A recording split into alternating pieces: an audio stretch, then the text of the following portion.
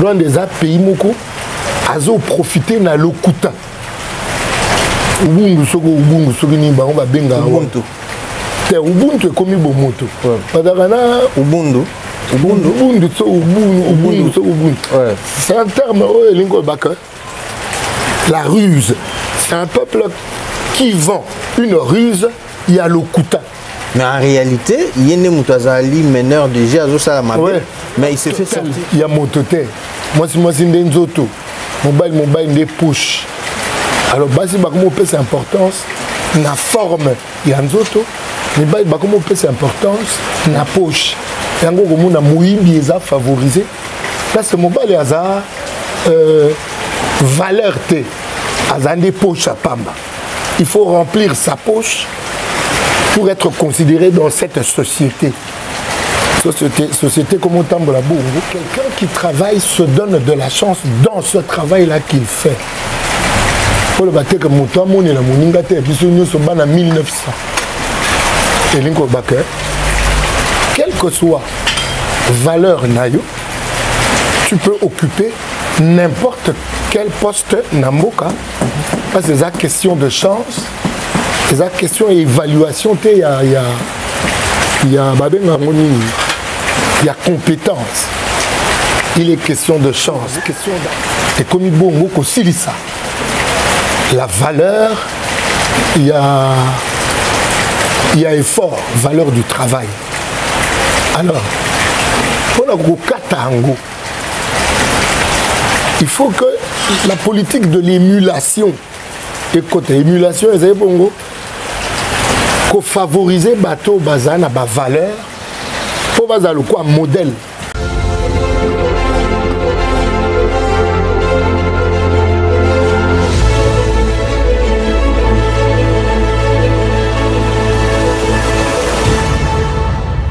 Il fait beau chez nous. Nous sommes à Kinshasa.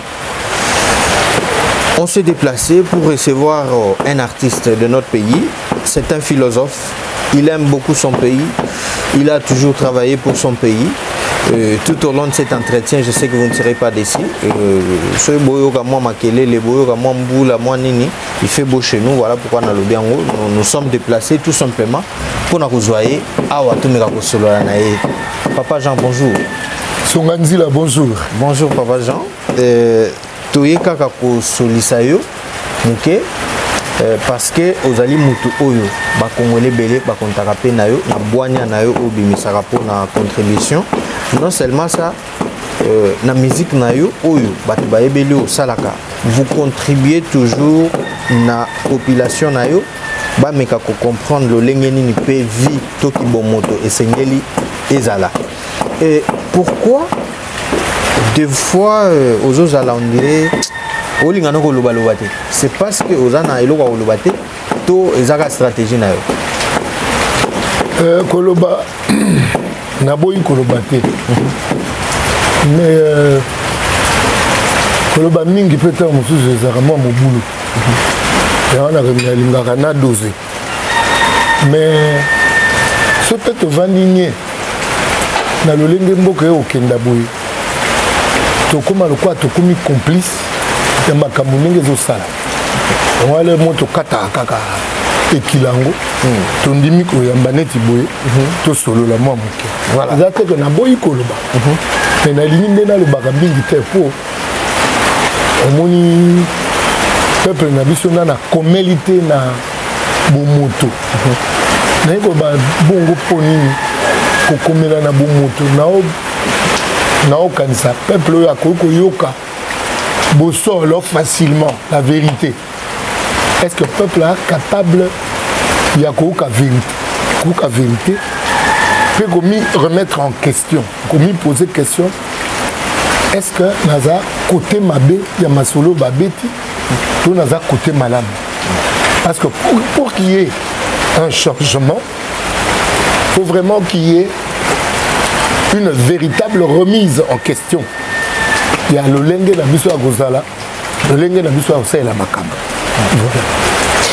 Le problème qui nous préoccupe aujourd'hui en République démocratique du Congo, il faut le dire, nous avons un problème très sérieux, il y a changement de mentalité. à tous les niveaux, je le précise bien. Vu comportement, il y a des leaders d'opinion face à la population na bango. Vu aussi comportement, il y a population face il y a autorité na eto pe il y a tout ça. Donc les conditions est un peu de partager tous les deux côtés. Maintenant, je dirais, en tant que philosophe, lorsque vous faites l'observation de cette société, l'actuelle société congolaise, qu'est-ce que vous proposez comme piste de solution pour aimer ma biso na changement des mentalités? La question des valeurs. Peuple, tu as commis la confusion, il y a des valeurs. Qu'est-ce qui nous amène à cet état de choses? Il y a des maximes. Moi, maloba mike, oyo konzaka makanisi ya bato. Maxime le quoi chance le ko pamba. Ezo longola la valeur du travail. On compte sur la chance. Mais se donner de la chance, normalement, il fait où tu as un travail. Quelqu'un qui travaille se donne de la chance dans ce travail-là qu'il fait. Pour le battre comme moi, mon est la moninga te puis nous sommes en 1900. Et l'inko baké, quelle que soit valeur nayo, tu peux occuper n'importe quel poste namboka. Parce que c'est la question de chance, c'est la question d'évaluation, il y a compétence. Il est question de chance, question d'appartenance à la famille, un regroupement politique, d'une autorité, un regroupement politique. Alors, ce qu'on a montré, un groupement politique, le quoi Makamwe Peikuna, Bino chance et combien belé à ta compétence exacte. C'est ça, ces maximes qui font l'imaginaire collectif. Il y a peuple, la maxime, il y a chance. La maxime, il y a valeur totale, il y a mototé. Moi, c'est une nzoto. Mobile, des push. Alors, basi, comment on peut cette importance, la forme, il y a nzoto. Mais comment on peut cette importance, la poche. Il y a un mouimbi qui est favorisé. Parce que mobile, il y a valeur, il y a des poches à Pamba. Il faut remplir sa poche pour être considéré dans cette société. Société comme on tambola bongo et comme bongo ko silisa. La valeur, il y a effort, valeur du travail. Alors, pour la Katango, il faut que la politique de l'émulation, écoutez, émulation, c'est bongo. Pour favoriser bateau bazana ba valeur pour bazalo quoi modèle na société au moins la société na biso tant musu ba pesa ka hôtel bazako pesa médaille na ba musicien entre temps bazo fustigé banzembo o ba musicien les mêmes musiciens ba pesa bango ba médaille bazana banzembo yo eza quoi abrutir population eza ko memana bêtise. C'est pas parce qu'on est vu qu'on véhicule des valeurs. Les valeurs doivent être censurées.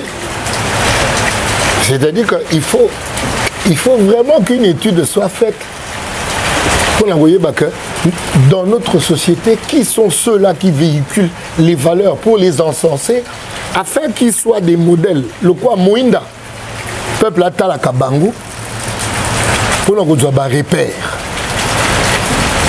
Société américaine, le rêve américain.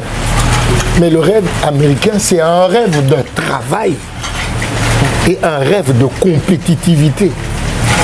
Est-ce que le rêve, il y a ça peut constituer des maximes pour un rêve positif?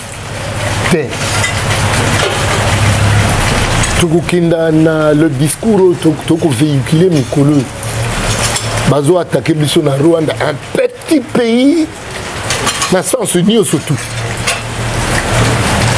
Des petits pays, même en termes de contenu d'intellectuel, même en termes de contenu de force physique et de force morale. Loin des pays moko, azo profiter na lokuta. Ubuntu soko ni bango ba benga Ubuntu. Ubuntu est comme Bomoto. Ubuntu. C'est un terme, la ruse. C'est un peuple qui vend une ruse, il y a le kuta. Mais en réalité, il y a des meneurs de jeu, mais il s'est fait sortir comme si. Parce que quand on étudie le génocide, là, il y a la source du génocide rwandais. Et c'est celui qui a la tête à Rwanda, Lelo Kagame. C'est celui qui a bombardé l'avion et Biarimana. Pour mon boulot, côté Mbroglio, côté Baboma, ils ont tué et des Tutsis pour faire porter le chapeau Nabarutu et vendre ce mensonge à travers le monde.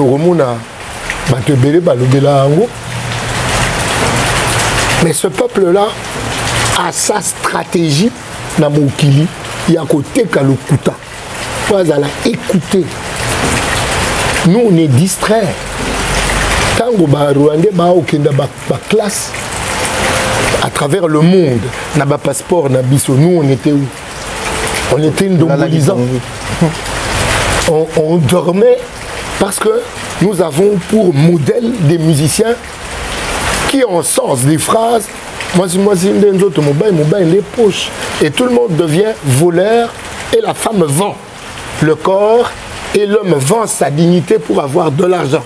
Et c'est devenu officiel, hein? Ça se voit à l'ENI. Officiel, c'est devenu la culture du Congolais, la culture Yamatolo, la culture Yamoïbi, la culture Yamabanga. On encense quelqu'un.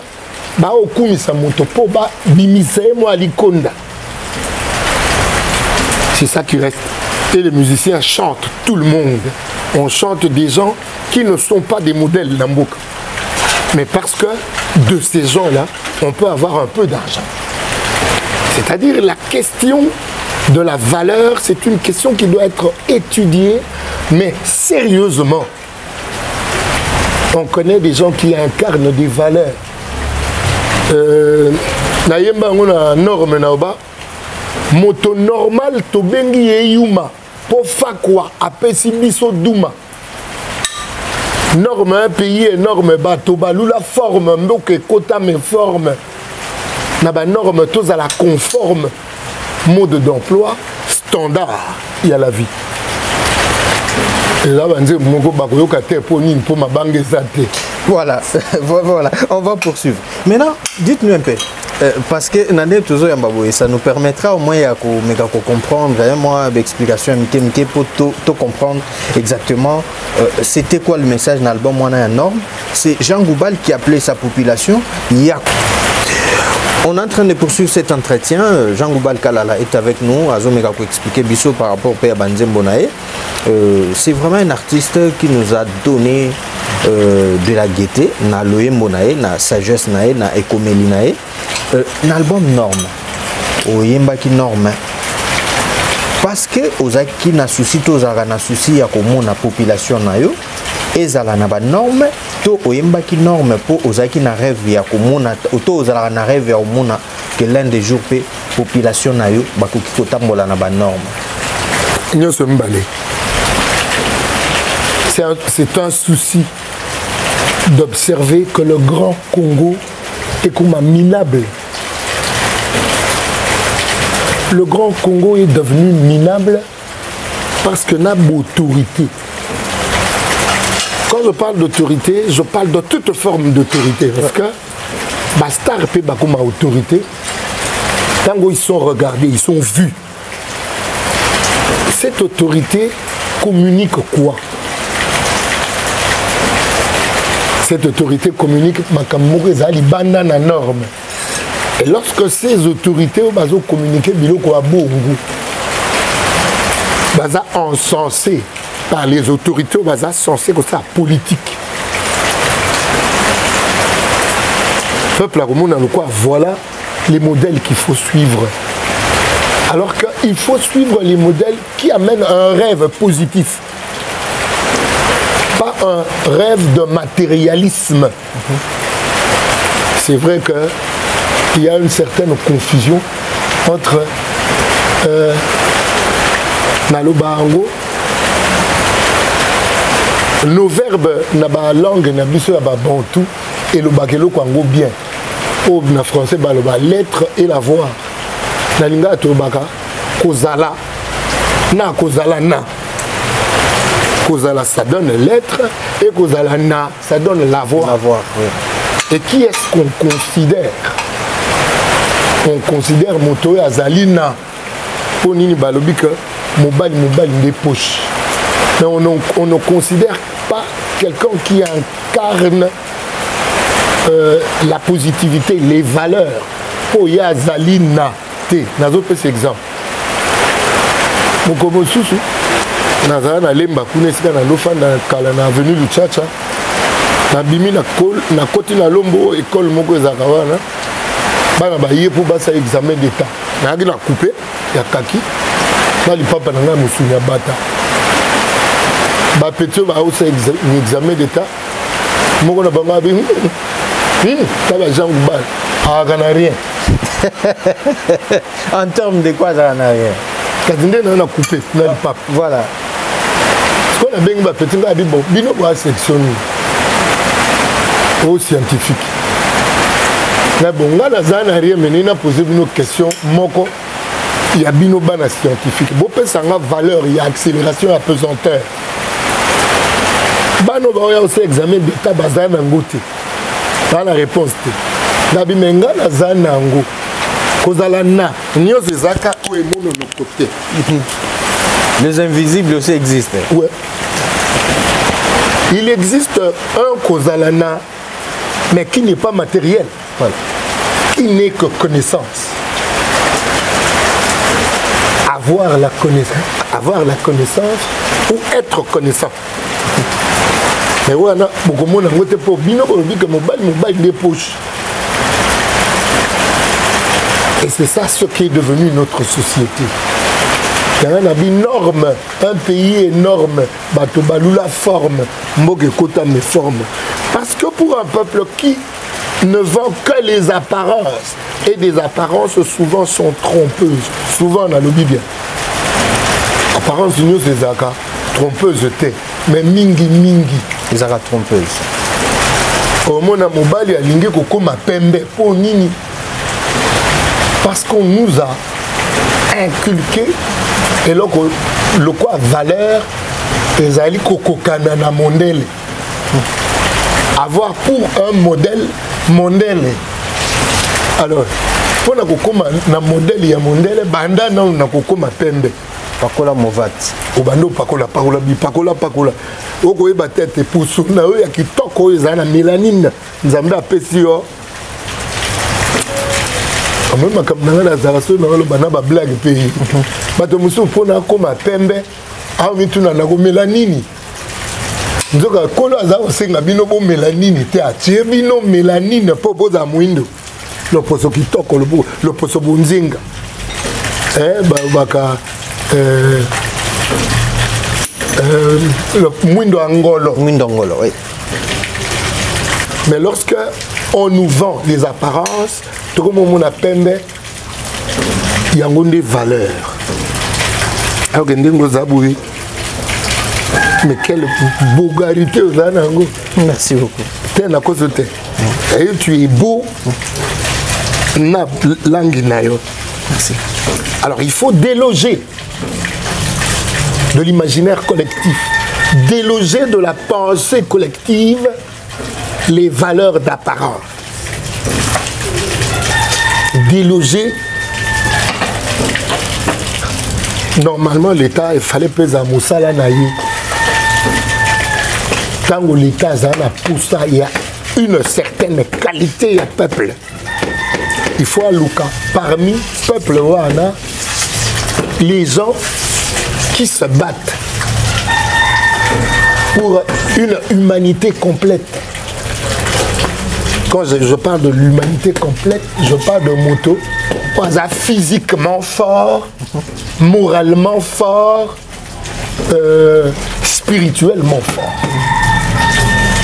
Nous sommes en train de kobosana bobiso boabiso pour na okenda ko défendre lolenge ya kozala ya mindele na philosophie babenga yango ipséité, l'identité propre ya moto. En dehors il y a identité collective, il y a biso baindo des Bantou. Nous avons une identité propre, il y a individualité ya moto. Moto amiye bayango ana Socrate alobaka connais-toi toi-même. Connais-toi toi-même. Moto amiye ba yempenza po ye ba nini akoyi kosala. Alors, toke lelo toke par exemple toujours moi par exemple neti lelo na Congo, tout ce qu'on est en train de voir sur les réseaux sociaux, bah vidéo également na bi ko tala rapé peut-être ba comportement mususu neti ba homme de Dieu, misusu ba pasteur, ba évangéliste, ba apôtre, ba misusu pe comportement na bango. Est-ce que ça peut apporter un plus na vie à Congolais ou peut aspirer tant mususu kozwa to akanisaka alobi que nous avons un modèle pasteur X to Y, maintenant par son comportement ou azo affiché na ba réseaux sociaux tant mususu na l'église na ye. Est-ce que ça peut apporter un plus na qui bon moteur congolais? Apporter un plus, oui. Mais ce plus serait-il positif ou négatif? Ou on a des questions bandit. Lorsque le plus renforce l'idée du matérialisme, un matérialisme vil, sale, ce plus n'est pas positif. C'est négatif. Il est négatif. Parce que discours à l'église, discours il y a Baudouin. Il y a Capozo, Libala. Baudouin, voilà. Okende na poto, Osalaboye. Ce discours-là est rabaissant. Il confond les valeurs vraies aux valeurs d'apparence. Namona pena ba pasteur ebele te bako lakisa bato te tala moto lokwa Salomon asenga ibwania Nzambe apesi ye matabisi ya Baudouin na yemba ngo na tina te na bi bato bakipa wolo ntina kaka na biebi kongengaka matabisi kasi mai to komela mpe mato ko benda ofele ntina te molimo Tina te eleki tina na tina o. Tina to eleka tina na tina ndena na lobaki po na Kristo. Na baki Kristo mwana kolo babwaka ye azanga tina. Tala suka bantina nzela se moko kotumba na tata. Tina te eleki tina na tina. Bon, et puis bato pe ba copia ki titre tina te wana moto a développé ngo selon compréhension na ye. Mais Tina Teo na yemba wana c'est pour réveiller les gens. Mais le quoi bato bazelaka bakri bayoki bakri te moyen c'est intéressant aux athées. Moyen penda balandango penda zate. La musique de Jean Ngobal. On peut dire que philosophie na une des qui likolo bato bazo comprendre yote tout koloba ki il y a des choses qui manquent Jean Ngobal. Bakisa na musique na ye po ekoma pe boye lokwa ndenge to mona na ba YouTube ndenge to mona ba 1000 ba 1 million de vues ba nini moi ba concert partout ba tout pe ba ye ba bando transmettre et à un moment donné bando beta pe moi bando mbolo mais ndiro tika na yo moi banzembo ka moi réflexion moi boye nga tika ndombolo te ndombolo en tant que genre il y a musique ouais. C'est-à-dire musique il y a sebene na tika ngote. Mais Ndombolo en tant que l'esprit, eux ont même besoin d'un pétage. Ouais. Ça, je ne peux pas faire. Ah, d'ailleurs, j'en profite. Oui, c'est le afro-pétage. C'est ça l'esprit Ndombolo.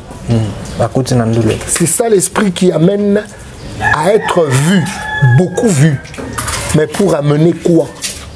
À la fin. Quelle est la finalité?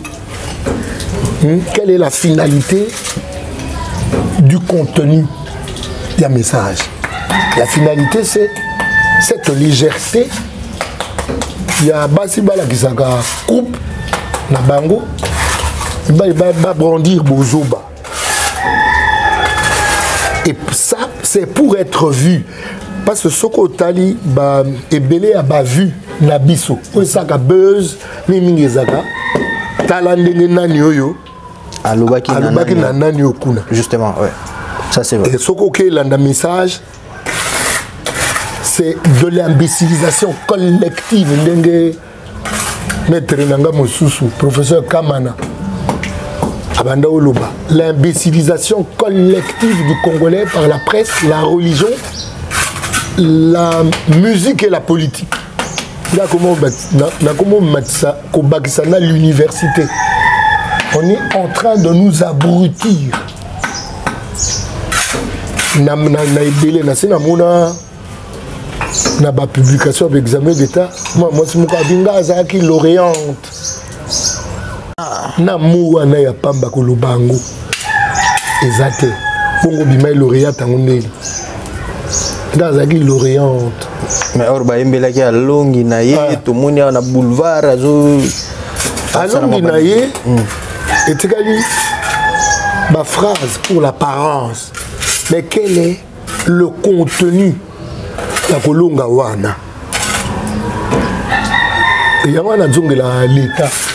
Ce projet de l'homme congolais devait être pensé par les hommes politiques.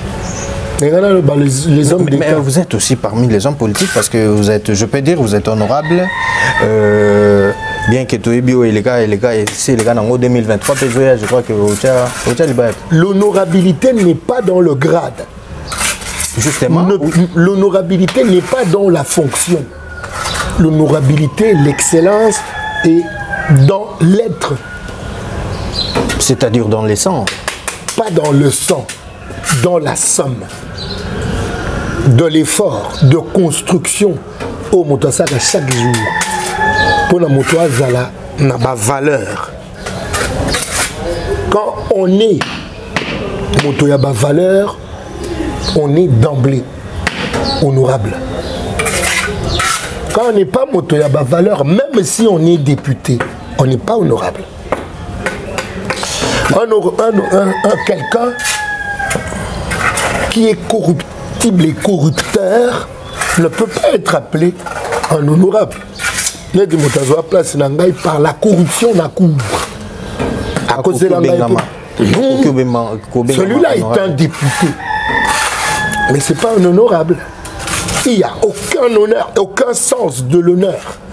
Il ne cesse pas supporter l'échec. Il utilise l'argent qu'il a volé dans l'État pour corrompre des juges. Mais tu vas bien un juge paie votre honneur. Un juge qui est corrompu n'a niveau votre honneur. Il y a confusion des noms. Les mots s'aiment. Quand je parle de confusion des noms, ça me rappelle Confucius qui parle des noms. Confucius parlant des noms. Il dit les noms sont comme des étiquettes qui doivent être posées sur les choses correctement. Et c'est ça la faute. La plus grande faute, Nabiso, c'est de poser les étiquettes sur les choses ou sur les personnes. Moto normal to bengi eyuma po fakwa apesi biso duma. C'est parce que moto apesi yo duma ko pesi combo honorable. Ko pesi combo excellent. Alors que combo ne moyibi parce que c'est un voleur. Le jour où babenga bino na IGF quand babenga bino ba Gilles Alingeti, impression na Izakani lorsqu'on vous avait invité. Bon. Ce qu'on a dit question ngai mokolo ango na obaki awa obengi biso ba musicien ya mokili na ba musicien chrétien okanisi to komi na ba valeur po toyemba valeur chanter contre la corruption biso ba musicien mokili to boakaka mabanga wana pour être corrompu. C'est une corruption morale. Tango au lancer moyibi po apé son mbongo. Ils ont corrompu, tu épouses. Mais est-ce qu'avec ça, avec cette réflexion, musicien, balobi boni. Ce qui boza na miso ya komona vérité que bovandinier, bokomi complice yambeba. Je ne veux plus être complice yambeba. Je dis ce qui est et ce qui n'a lobi likambo. Moto amoni kazana opposition dans les Kabouango, aya to solo là, à brandir argument naïe, d'après on fait argument nangaï. Qui fait voler homme politique qui sont mingi ba musiciens. Les musiciens envoient les responsables politiques au vol. Parce que ceux-là, ils veulent être encensés na banzembo. Le quoi peuple na biso a voté mingi pour na fanatisme et que ceux ba musiciens oyo bato baza ba fan na bango ba komi fan ya moto motu songolo pakala. C'est comme moto wana zo mérité fanatisme, il y a ba fanatique, il y a musicien. C'est ce qui se passe. C'est ce qui se passe.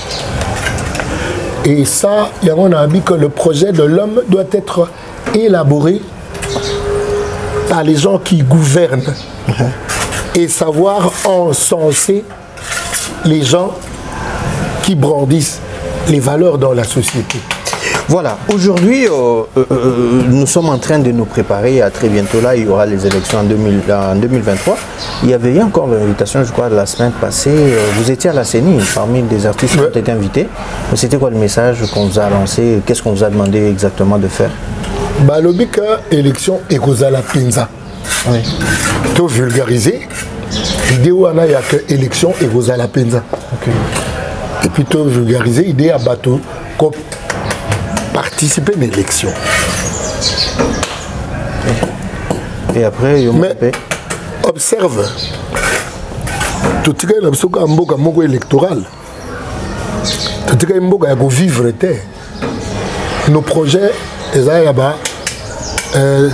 tout le l'élection. Tout le monde fait élection, mais tout le monde fait changement, tout le monde là. Élection, il y a les mêmes causes produisant les mêmes effets, les mêmes individus.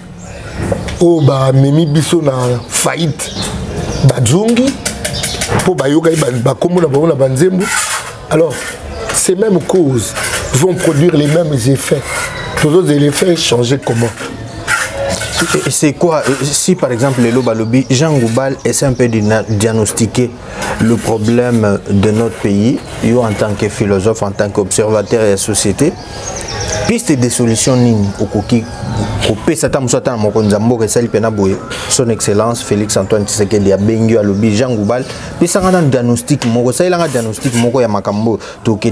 parce que côté Moussouto Moni, bandeko opposition, l'obi talaki déjà façon bandeko ya la muka bazo communiquer, elle président Fayoulou, il faut consensus c'est ça les manango avant.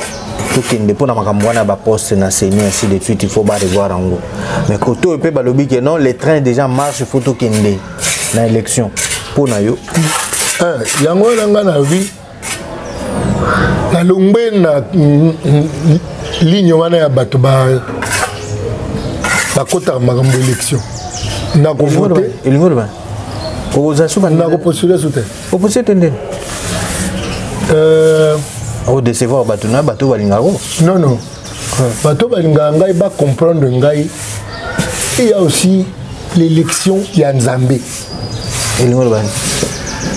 Tant Joseph Akeno comme intendant en Égypte, quelle est la voie? Oui, mais Magekuna. Ah, mais j'ai temps. Ils ont à 4 ans. Ils ont à 4 ans. Voilà, ils ont naissance en 1960. Si vous avez en 1990, l'indépendance faisait total. En fait, nous avons combien d'indépendants? Non, je l'ai dit, chaque le 30 juin, si nous étions indépendants, par exemple, embargo, nous serions en train de créer nos armes nous-mêmes. Parce que toi, mais nous dépendons de la volonté à Libanda. C'est justement parce que nous voulons dépendre d'eux. Alors nous ne sommes pas indépendants. Mais ce sont tous indépendants. Nous fabriquons parce que nous avons tout ici. Est-ce que l'homme africain, j'ose croire que vous avez au moins l'histoire de plusieurs pays d'Afrique, Jean Goubal, l'homme africain, les lots, il mérite l'indépendance. Vie, moi, makambo tozo mon avoir ma homme politique, ba président, musu ba vana ba pouvoir, ba sala ba ndenge ba lingi ba autant de moula ba lingi ba linga okendete, tout ça. Est-ce que c'est le moment peut-être attendre trop baga? Est-ce que l'homme africain peut nous mériter indépendance? Il n'y a pas de moment pour l'indépendance. À tout moment, on peut devenir indépendant selon qu'on supporte la vérité. Christ a dit, vous connaîtrez la vérité et la vérité vous affranchira. Ce qui rend indépendant, c'est la vérité. La connaissance de la vérité affranchit, rend indépendant. Mais déjà, tous est indépendanté. Parce que nous n'aimons pas la vérité. En fait, surtout France. Je n'ai jamais considéré la France comme un pays indépendant tant qu'elle dépend de l'Afrique. Et là, l'indépendance d'apparence. Une indépendance de tricherie, d'arnaque. La France a une indépendance d'arnaque parce qu'elle-même, elle dépend, mais fortement de l'Afrique. Mais surtout avec ce qui se passe dans Mali. Non seulement ce qui se passe dans Mali, j'ai suivi un jeune à côté de la place Mokoboé, Abi, Bozo France, c'est fan et Nafuta. En France, c'est fan. Moko et Salami, en France. Et Batamaka, la France. Mais il y a Magana France, parce que là-bas, on ne considère pas cet argent. Quelle est cette arnaque? Vous dites que vous êtes un pays indépendant, un pays fort. Mais ne dépendez que de vous. L'interdépendance est inévitable. Mais la domination de la malice sur l'abrutissement de l'Afrique ne vous rend pas indépendant parce que vous dépendez d'une Afrique que vous abrutissez à souhait. Vous ne voulez pas. Thomas Sankara, pourquoi on l'a écarté? Parce qu'il voulait éveiller des consciences en Afrique. Lumumba. De quoi Laurent Désiré Kabila. Ces gens-là ont été écartés parce que... Senghor. Ils ont été écartés. Senghor écartés parce que... nous jouons jeune à ok. Mais tous ces gens-là qui veulent éveiller des consciences, allez, oust. Bon, même Christ, Moko le vérité, on est comme Mokili. La majeure partie d'ailleurs de l'humanité, elle est trop dépendante. Elle dépend des autres. Les malins profitent de l'abrutissement des autres. Nous deviendrons indépendants tant au bando kokago yoka vérité. Même si yoka vérité angoy, o yoki o koki. Tant que batoba kokago yoka vérité te bazar indépendante. Voilà, merci beaucoup Jean Goubal, c'était un plaisir pour nous de t'avoir dans cette émission. C'est juste avant-goût parce que tu as la peine nayo nabandeko ba landa biso sobo vraiment makele les moi misala mo kam kemkezo sale mais nous sommes là quand même on fait un effort et ako mekakoso là parce que le problème du Congo ça concerne tout le monde et on est tous censés kolobela pe makamambo kana biso un tout dernier mot et pour na bateau balingaka yo pour les et comme un tel news un tel boy na stamsu chaîne na ye tamsu mo adresse mo nini po esika nini ko communiquer na bato balingaka philosophie na yo mais na sali penza chaîne ouais c'est ba yibinga itro voilà mes chansons sortent dans des chaînes que je ne connais pas. Mes blagues, c'est ça qui m'otoye, m'otalayo, salamo à blague, à gâter on a chaîne naïe. Alors que mes chansons sortent dans des chaînes que je ne connais pas. Mes blagues, c'est ça qui m'otoye, m'otalayo, salamo à blague, à gâter on a chaîne naïe. Alors que c'est vrai que j'ai besoin de construire, d'amener ma pierre dans la construction de l'homme congolais. Okay. Mais c'est vrai aussi que j'ai besoin de me construire moi-même aussi. Justement. Si je me construis intellectuellement, par beaucoup les livres, je les achète. Alors je me suis dit, je crée ma chaîne aussi. Et puis, on a monétisé pour nous rappeler mon bongo. C'est ça. C'est quoi le nom de la chaîne déjà pour un bateau Jean Goubal Kala la news. Voilà. C'est ça la nouveauté. C'est le nouveau-né parmi les chaînes. Donc, bateau, nous sommes aussi besoin de Mounangaï. Nous avons blague Nangaï dans la chaîne Moussous. Tous ces gens-là qui profitent de mes œuvres. En les plaçant dans leur chaîne, seront obligés de se conformer à la loi de ces histoires de YouTube. De YouTube. Voilà. Parce qu'on appelle Natsubi. Voilà. Donc le lingo tubi déjà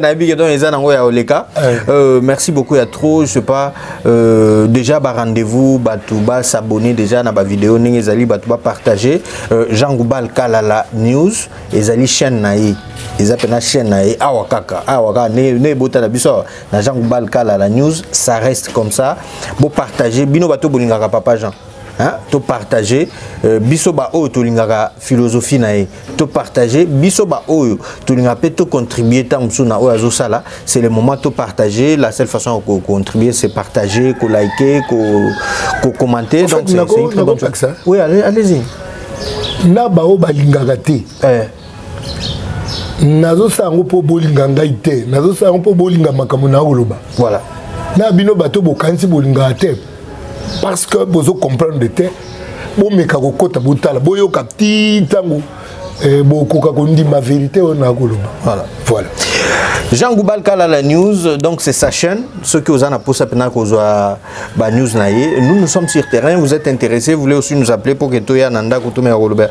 Mais papa Jean-Rémy qui est Rolobert Makambouébélé, donc prochainement Toya Rolobert Makambouébélé pendant ou Makamboua gestion.